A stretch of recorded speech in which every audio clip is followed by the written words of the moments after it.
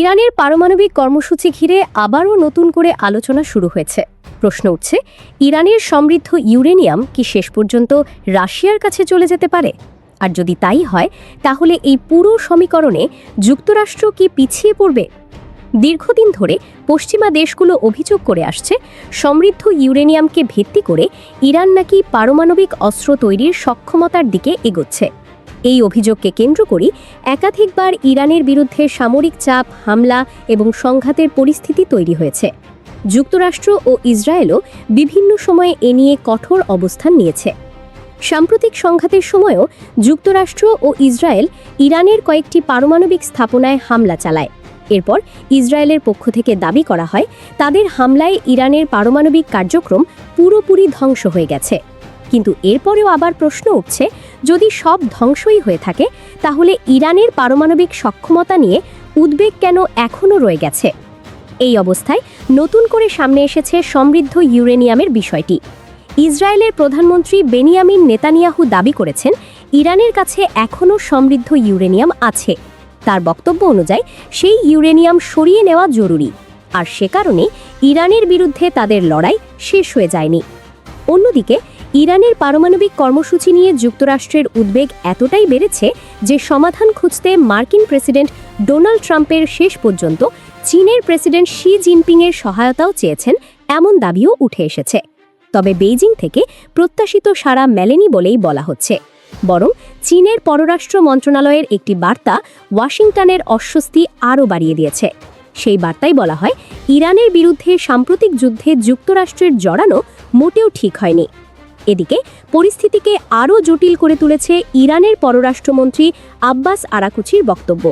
তিনি জানিয়েছেন, ইরানের সমৃদ্ধ ইউরেনিয়াম মস্কোতে সরিয়ে নিতে সহায়তার প্রস্তাব দিয়েছে রাশিয়া।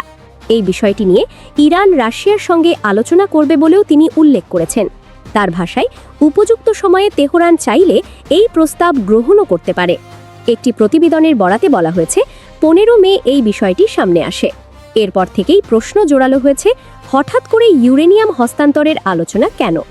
উল্লেখ করা হচ্ছে, ইরানের কাছে প্রায় 440 কেজি ইউরেনিয়াম রয়েছে, যা 60%-এরও বেশি মাত্রায় সমৃদ্ধ।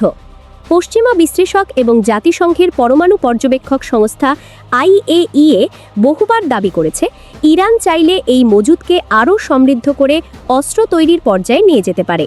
যদিও এতদিন এসব দাবি তেহরান তেমন গুরুত্ব দেয়নি। তবে সাম্প্রতিক সময়ে নেতানিয়াহুর কঠোর বক্তব্যের পর ইরান তার অবস্থান বদলাতে পারেন এমন ইঙ্গিতই দিচ্ছেন বিশ্লেষকরা।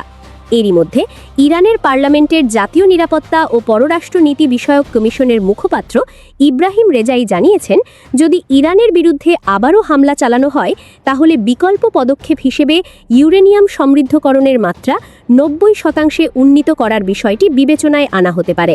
তার মতে, বিষয়টি পার্লামেন্টেও পর্যালোচনা করা হবে।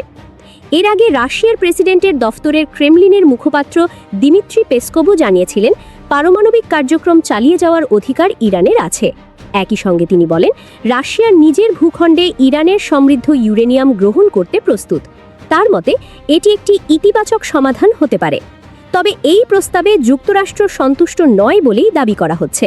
ফলে পুরো বিষয়টি এখন শুধু ইরানের পারমাণবিক কর্মসূচির মধ্যে সীমাবদ্ধ নেই, বরং এর সঙ্গে জড়িয়ে গেছে রাশিয়া, যুক্তরাষ্ট্র, চীন এবং মধ্যপ্রাচ্যের বৃহত্তর কূটনৈতিক সমীকরণ।